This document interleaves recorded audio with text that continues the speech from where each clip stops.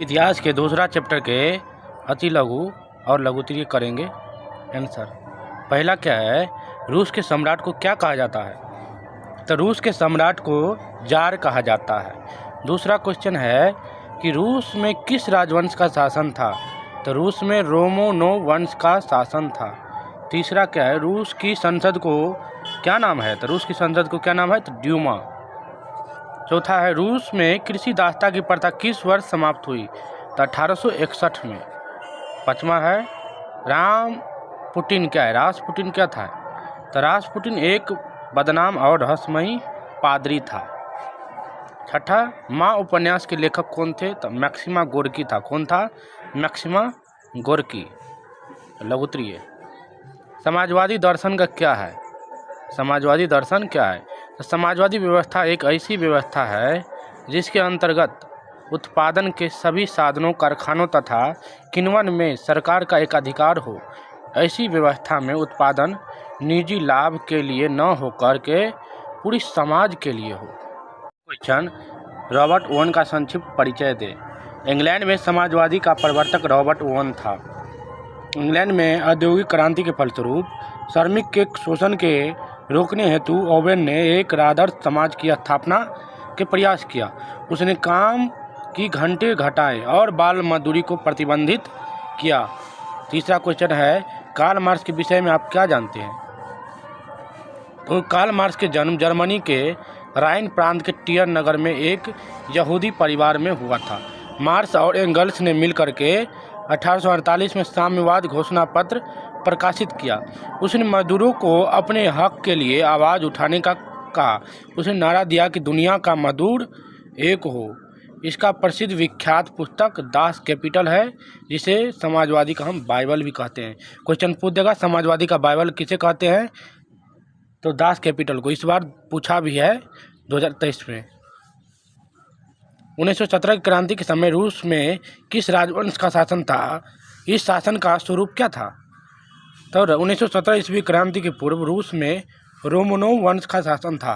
रूस के सम्राट जार अपने आप को ईश्वर का प्रतिनिधि समझता था। वह शक्तिशाली था और राज्य की सारी शक्ति उन्हीं के हाथों में केंद्रित था। उसकी सत्ता पर किसी का नियंत्रण नहीं था। प्रजा जार और अधिकारियों के भयभीत रहती थी। पांचवा, निहिलिस्ट आंदोलन से आप क्या समझते हैं? तो रूस पर इस पर क्या प्रभाव पड़ा?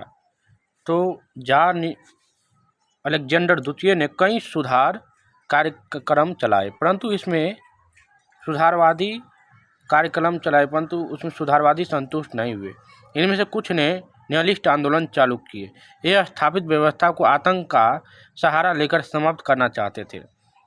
वह 1881 ईस्वी में अलेक्जेंडर की हत्या के बाद निहिलिस्ट से प्रभावित होकर क्रांतिकारी जारशाही के विरुद्ध एकजुट होने लगे। नेक्स्ट क्वेश्चन, छठा, बौद्धिक जागरण से रूसी को किस प्रकार प्रभावित हुआ? तो 19वीं शताब्दी के उत्तरार्ध में रूस में बौद्धिक जागरण हुआ। इस जागरण में जनता के निरंकुश राजतंत्र के विरुद्ध बगावत करने की प्रेरणा दी। किसान मजदूर लोग कार्ल मार्क्स से काफ़ी प्रभावित थे। वे शोषण और अत्याचार के विरुद्ध संघर्ष करने का तत्पर हो गया। इस प्रकार बौद्धिक जागरण ने रूसी क्रांति की हवा दी। छात्रा क्या है, मेन्शेविक और बोल्शेविक के विषय में आप क्या जानते हैं? तो कार्ल मार्क्स की प्रशंसक और समर्थक लेखनीय है।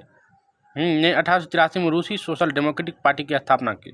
1903 में संगठनात्मक मुद्दों को लेकर के सोशल डेमोक्रेटिक पार्टी दो दलों में विभक्त हो गई। एक मेन्शेविक, जिसको अल्पमत कहते हैं, और बोल्शेविक, जिसको बहुमत कहते हैं। इस बार 2023 में पूछा गया कि इसमें से कम मत लाने वाला को क्या कहते हैं?